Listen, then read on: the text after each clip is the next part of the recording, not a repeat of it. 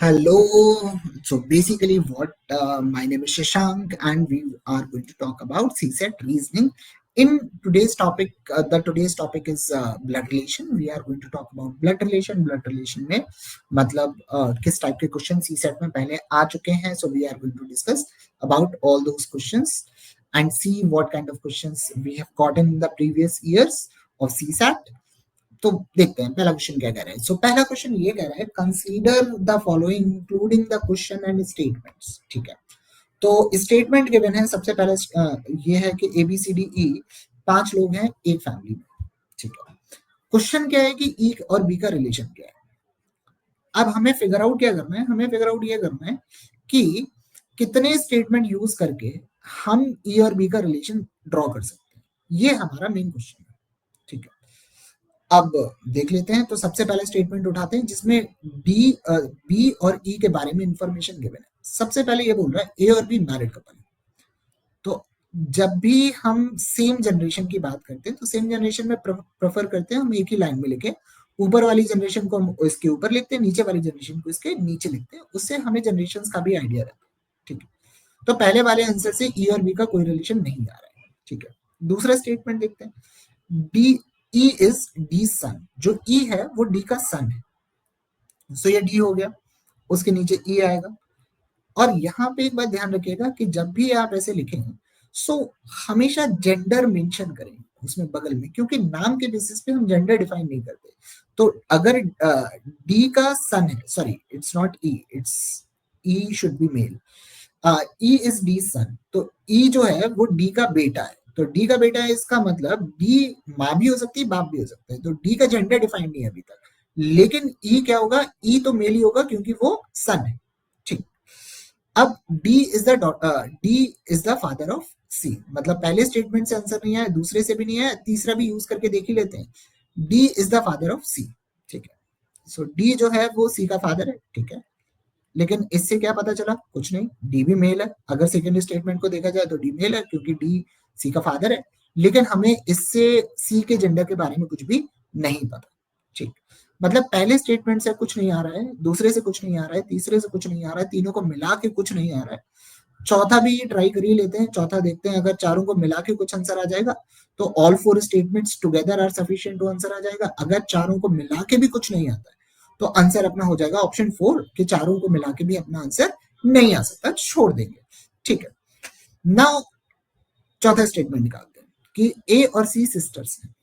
अब चारों स्टेटमेंट मर्ज करके कर रहे हैं.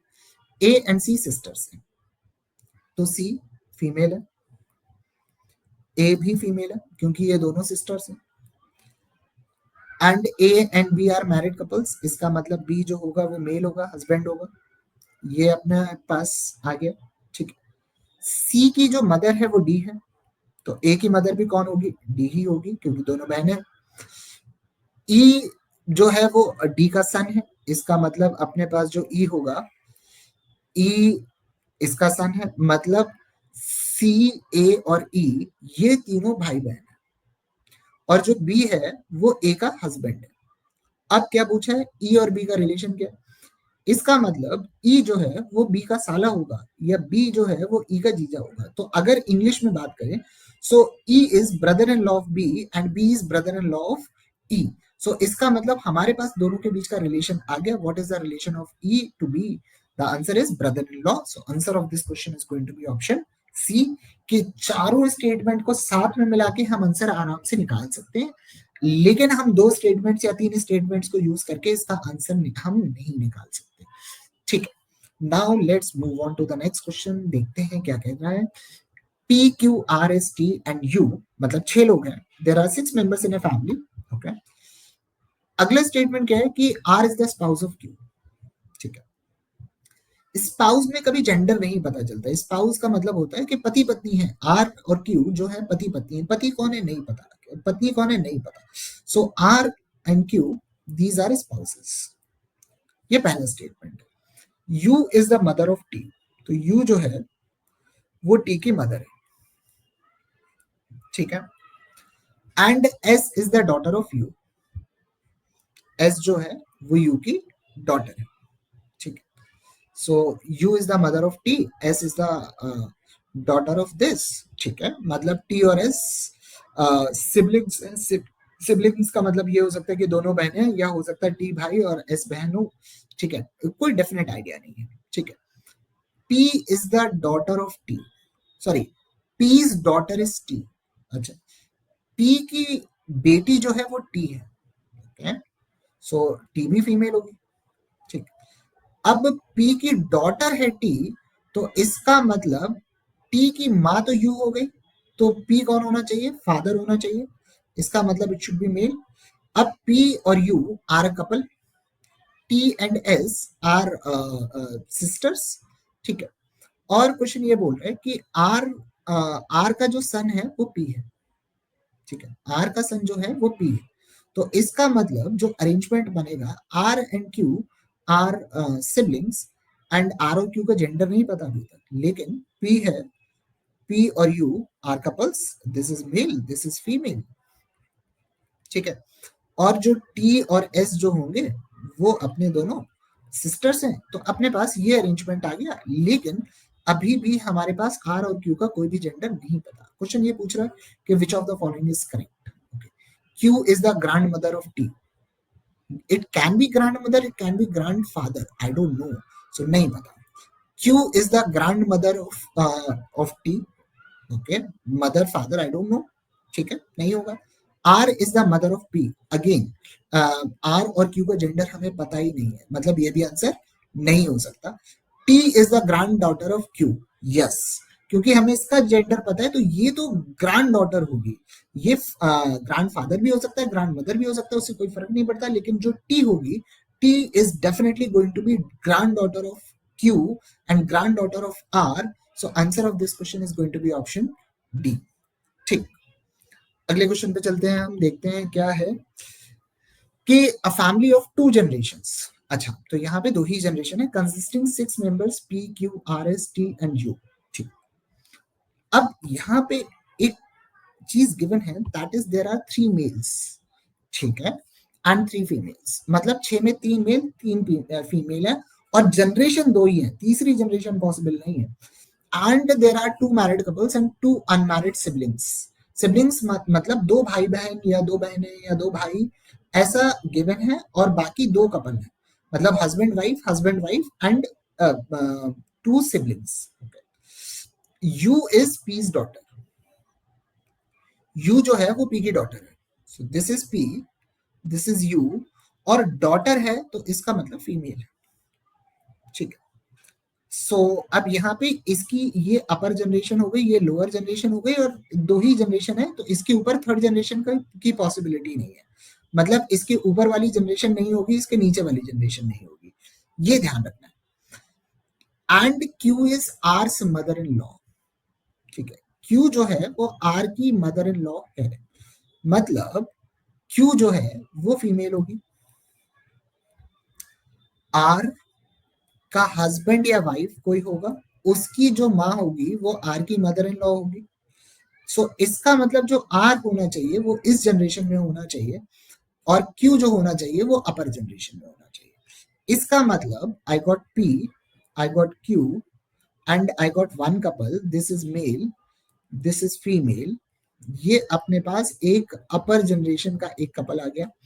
उसके बाद इनका एक कोई तो है, this is R, and then we have U, okay. T is unmarried and S is male, ठीक है, तो इसका मतलब एक टी भी होगा, ठीक है, टी अनमैरिड है, ठीक है, so T is unmarried male, so T male है, ठीक है।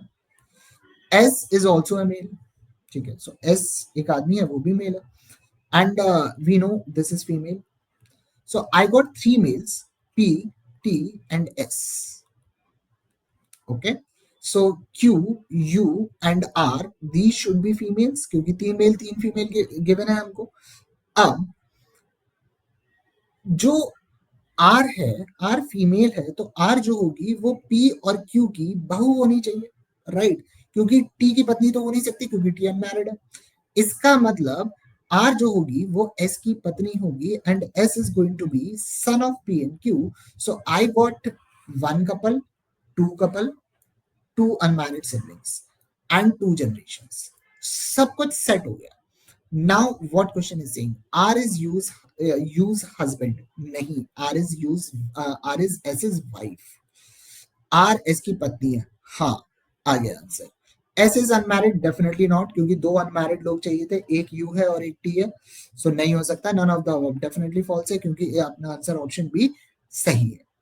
चलिए, अब हम लोग अगले क्वेश्चन पे चलते हैं. क्वेश्चन नंबर 4 देखते हैं क्या कहता है. A joint family consists of 7 members, A, B, C, D, E, F, G, with 3 females. G is a widow and sister-in-law of D. Okay. और ठीक है, कुछ कुछ पूछा हुआ है. What is who is he पूछा हुआ है. ठीक है, सो इसको समझने की कोशिश करते हैं. सबसे पहले क्या कह रहा है कि 7 लोग हैं, जी विडो है, और sister in law of D's father. ठीक है, जो जी है वो विडो है और डी के पिता की सिस्टर इन लॉ है. मतलब डी के फादर होंगे, डी के फादर के बाद डी की मदर होगी, डी की मदर की जो वाइफ है वो जी है. ठीक है, and G is a female. ठीक है, यहाँ पे फादर हो गए और यहाँ पे मदर हो गई. ठीक है, अब इसके आगे क्या बोल रहा है, इसके आगे बोल रहे हैं sister in law of D father F. Sorry, so D के पिता कौन हो गए, एफ. ठीक है, एफ मेल है, अभी तक डी का हमें कोई जेंडर नहीं पता. B and D are siblings. अच्छा, ठीक है, सो डी और बी जो होंगे वो दोनों सिबलिंग्स हैं. A is daughter of A is the daughter of B. A जो है वो बी की डॉटर है. ठीक है, C is the cousin of B. ठीक है, जो सी है वो बी की कजिन है. अब ये दोनों तो भाई बहन हो गए, या दोनों बहनें हो गई, दोनों भाई हो गए. कजिन में भी जेंडर डिसाइड नहीं होता. ठीक है, सो जो सी होगा वो सी कहाँ फिट होगा. ये एक कपल है, ये इन दोनों के बच्चे हैं, तो ये दोनों तो सिबलिंग हो गए. अब एक और चाहिए, इसका कजिन चाहिए, तो इसका कजिन कहाँ से आएगा, जो जी का सन या डॉटर जो भी होगी वो बी और डी दोनों का कजिन होगा. ठीक है, अपने पास हमको लोग कितने चाहिए, हमको चाहिए total of 7 people. So 1, 2, 3, 4, 5, 6. So the last person remaining is E. So E is whom? E is female and wife of F. ठीक, यही पूछा है. Who is E? Wife of F. Yes, पहला वाला ट्रू है. Grand mother of A, grand mother of A definitely true है, क्योंकि ए की ग्रैंड मदर है, ये भी आ रहा है. आंट ऑफ सी, सी की आंट डेफिनेटली है, सी की मदर जी है, जी की आंट ई है, ये भी आ गया answer. So basically answer is going to be first statement, second statement and third statement. All 3 of them are true. So answer of this question is going to be option D. That is all statements are true. Now let's move on to the next question. What does it say? It says that consider the following. Okay, A plus B means A is the son of B. Okay, A minus B means A is the wife of B. Okay, so P plus R minus Q. P plus R का मतलब हुआ जो P है वो R का son है, तो P जो है वो R का सन है.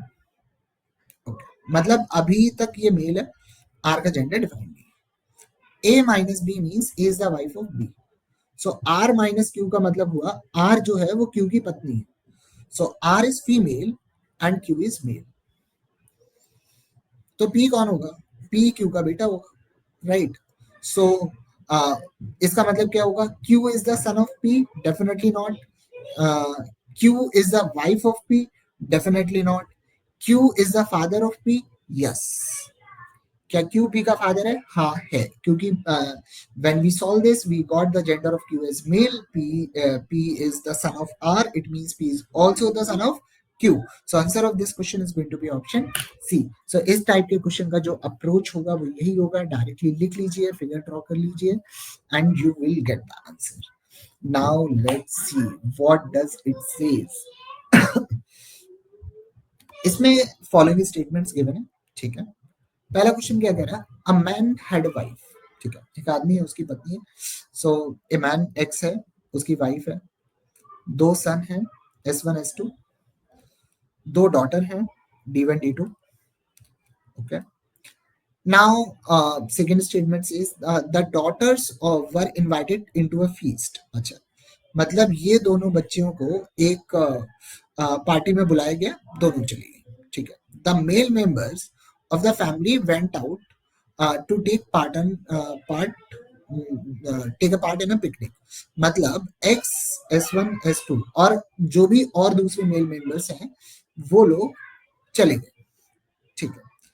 The man's father did not return from his work. ठीक है, मतलब एक्स के जो पिता हैं वो कहीं गए हुए हैं, वो काम से वापस नहीं आए. इसका मतलब थर्ड स्टेटमेंट से ये भी फिगर आउट कर सकते हैं, ये क्वेश्चन में कहीं नहीं लिखा कि इस फैमिली में केवल इतने ही लोग हैं, इसके अलावा और लोग हो सकते हैं. ठीक है. अब आगे देखते हैं. Only the men's wife was left at home. ठीक है. ओनली तो हम नहीं बोल सकते कि मतलब हो सकता है कि एक्स की माँ हो, माँ भी घर पे ही हो, ये भी घर पे ही रुकी हो. तो only this saying this is actually very affirm very very I would say rigid statement कि मतलब ऐसा हुआ है, नहीं पता है, it's just a guess work, right. So ये आंसर नहीं होगा. It is likely that men's wife was left at home. ठीक है. लड़कियां चली गई, लड़के और एक्स अपना जो लेक पे पिकनिक मनाने थे वो चले गए, पिता आए नहीं. ठीक है. हो सकता है इसकी जो माँ है वो शायद घर पे हो या ना हो. तो चांसेस ये हैं, ये चांसेस ज्यादा हैं कि ये जो है एक्स की पत्नी, वो मोर लाइकली घर पे ही रुकी हो. चांसेस बहुत हाई है इस बात के, राइट. सो आंसर जो होगा इसका बी होगा. None was left at home. Again definite नहीं बोल सकते कि घर पे कोई था ही नहीं. हो सकता है, और चांसेस ये है कि उस जो एक्स है उसकी पत्नी घर पे रुकी हो, तो इसका मतलब ये भी आंसर नहीं हो सकता. More than one person was left at home. Again it's a definite statement कि एक से ज्यादा आदमी था. कोई जरूरी नहीं है, हो सकता है कि बस यही रुकी हो, या फिर ऐसा भी हो सकता है ये कहीं चली गई हो, तो घर पे कोई भी ना हो. सो यहाँ पे जब भी इस टाइप का क्वेश्चन आएगा, आपका पहला, तीसरा और चौथा ऑप्शन केवल इसलिए नहीं हो सकता क्योंकि ये तीनों एक डेफिनेट स्टेटमेंट है, एक रिजिडिटी दिखाते हैं कि ऐसा हुआ है, जबकि जो हमें इंफॉर्मेशन गिवन है उससे हमें नहीं पता कि ऐसा ही हुआ है, राइट. सो इसलिए इस क्वेश्चन का जो आंसर होगा वो ऑप्शन बी होगा. And with this, we'll wind up the session. So if anyone has any doubt, can drop a message on the comment box and I'll get back to you. Thank you.